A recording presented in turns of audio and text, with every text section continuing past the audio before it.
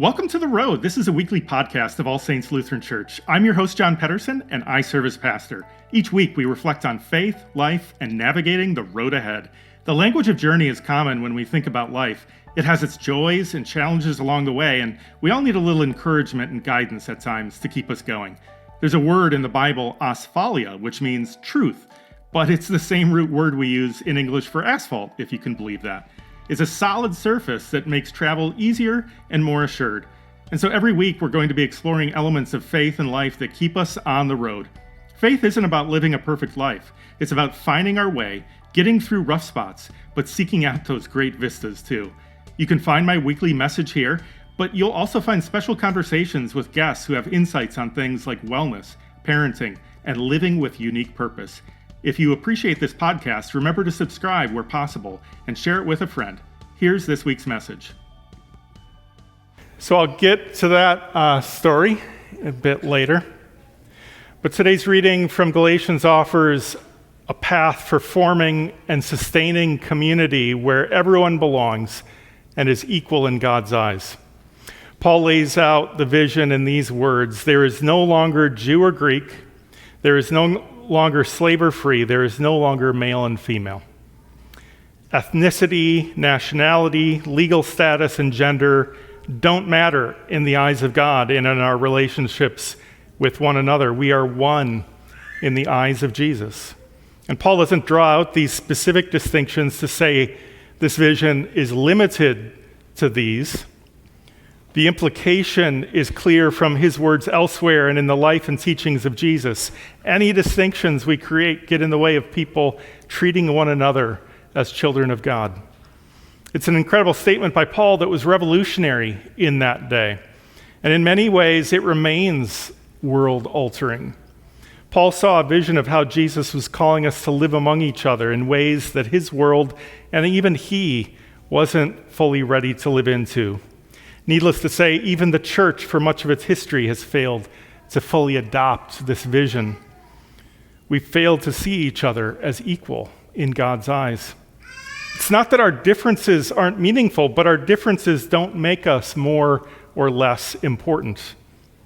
That's the kind of community that Paul envisioned for us as a faith community, but it's ultimately one that extends to all of humanity. We know this because Jesus continually reached out to people beyond these kinds of distinctions and to those on the margins, and we'll hear more about that later when we turn to today's gospel reading.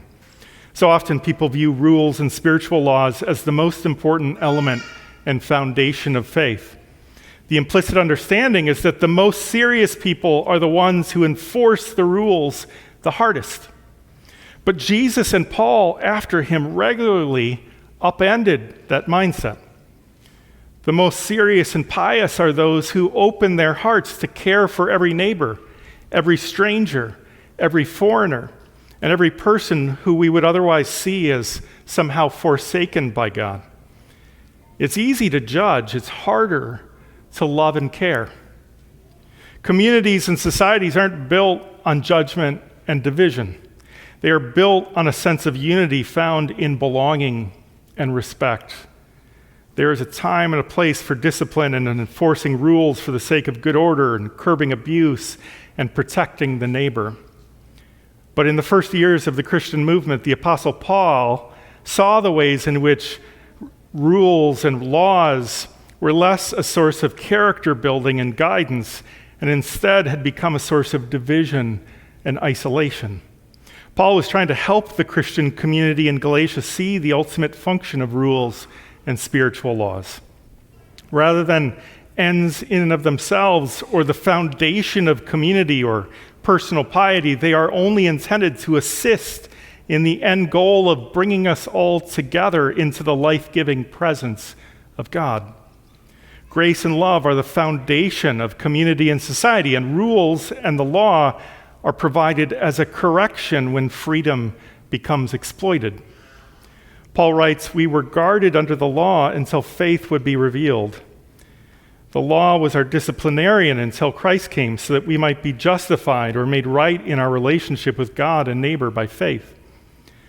The word disciplinarian sounds harsh, and it can be. The Greek word is like the English word pedagogue, It doesn't quite mean teacher as it does in English.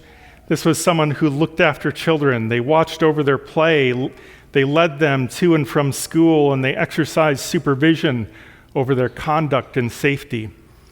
A close modern word perhaps might be like a nanny. Some nannies can be tough and strict, but the overall intent of the disciplinarian or pedagogue was to care for the child, to ensure their safety and well-being, and allow them to grow and thrive. Similarly, the end goal of the law, religious law, was to protect us and make life possible, to ensure our well-being and livelihood. It was not intended to be unduly harsh or purposeless. Martin Luther, in his readings of Paul, his reflections on the life and teachings of Jesus, and his own experience, understood that the law, beyond protecting us and ensuring good order, really only serves a reactive or negative function. Sometimes it's required and necessary to restrain other destructive forces or to point out our own shortcomings and remind us of our need for the gospel and grace. But the law and judgment itself never finally builds up.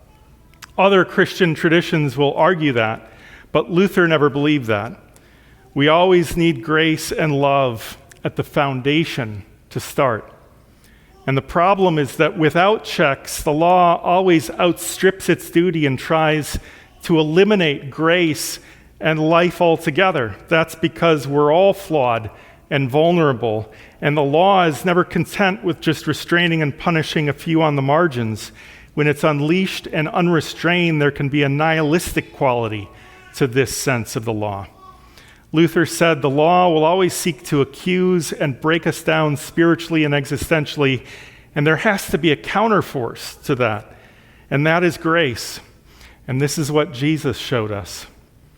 For Christians, true faith rooted in the grace and love of God is what transforms our hearts and minds and provides a path toward maturity. Before, we needed a kind of substitute parent and assistant to ensure we got home and stayed safe. Now, when we live in faith, we have outgrown that disciplinarian. There may still be occasions when discipline and law are needed from the community, but we're simply children of God now. We're invited to live in grace. Paul says, as many of you as were baptized into Christ have clothed yourselves with Christ. And if you belong to Christ, then you are Abraham's offspring, heirs according to the promise. So we know that God told Abraham, speaking of Abraham, I will bless you, and through you all the peoples of the earth will be blessed. Through faith, we are blessed, but God's blessing is really intended for all people in the end, regardless of distinctions. God's care and blessing was even extended to Hagar and Ishmael and his descendants.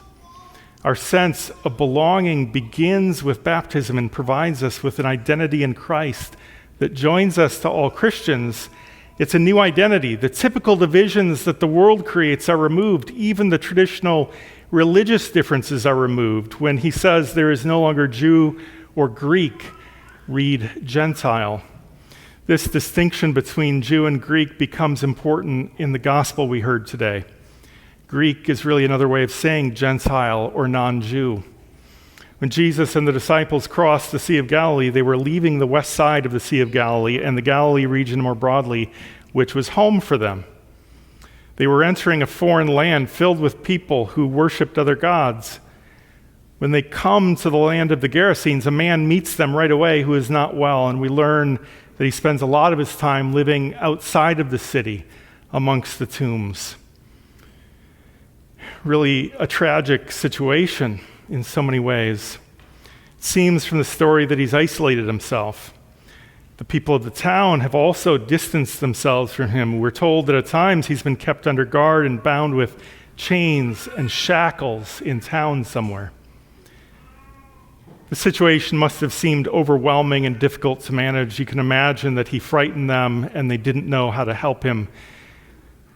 Our text says he is possessed by demons. That's the translation, though in most of those cases, the underlying word is unclean spirits.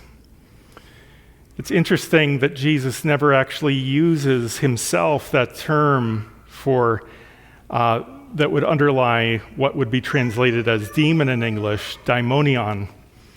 Luke more often is using the term for unclean spirits here, which has a whole nother range of meanings. Some things that made people unclean in the time of Jesus were beyond their control. A surprising amount of what made people clean and unclean wasn't what we might think of as inherently spiritual or moral, but actually physical. It involved typical bodily functions, diet, rituals, what you touch and don't touch. It encompassed almost every part of life, in fact. There were a lot of little ancient laws around keeping clean that are hard to understand today. And this use of the term for unclean spirit has the effect of bringing down the fear a bit and relating his condition to something the disciples would have understood more. Although this man is a foreigner and represents a culture and religious identity very different from Jesus and the disciples, he's worthy of their care and concern. His well-being matters. There is neither Jew nor Gerasene. And when fear is ratcheted down, there is more possibility for hope and healing and for seeing the other as a fellow human being. So we hear in the story how Jesus ultimately heals the man and he is transformed. Jesus breaks down the isolation that had previously worsened his condition. He tells the man he can go back to his home. In his encounter with Jesus, the fear and separation between the people of that town and the man is removed. And there is no doubt some respect gained between Jesus and the people of this foreign town, and yet they are a bit afraid because of the power he has demonstrated. There are no longer, though, the same distinctions. And the man also is given a new dignified purpose and role, something that we all deserve. In this story, and on many occasions, Jesus led his disciples outside of their places of comfort. Today in our society, we're divided greatly by geography, by urban and rural, by region, by country, and our differences go beyond those listed by Paul and extend to class, education, heritage, and cultural preferences, not to mention beliefs. Many of these can be positive elements that contribute to our sense of identity, but for a healthy community and society, we also need to find shared identity, values, and ideals. We don't need total agreement or solidarity, but we need a shared acknowledgement of our common humanity and what's at the foundation of life. These are things that Jesus demonstrated throughout his ministry. We find that in the grace and love that Jesus taught and the healing and freedom that he extended to those he encountered, even those who will never embrace Christian faith can appreciate that spirit. And that's what we're called to share as his followers. In a time of divisions, wars, and what can seem unchecked laws and powers, let our lives and actions help build and renew this spirit of grace and love in our community and beyond. Amen. That's this week's message. You don't have to navigate the road ahead alone. You can join with others at All Saints. Visit allsaintsmtka.org for more information. Have a great week.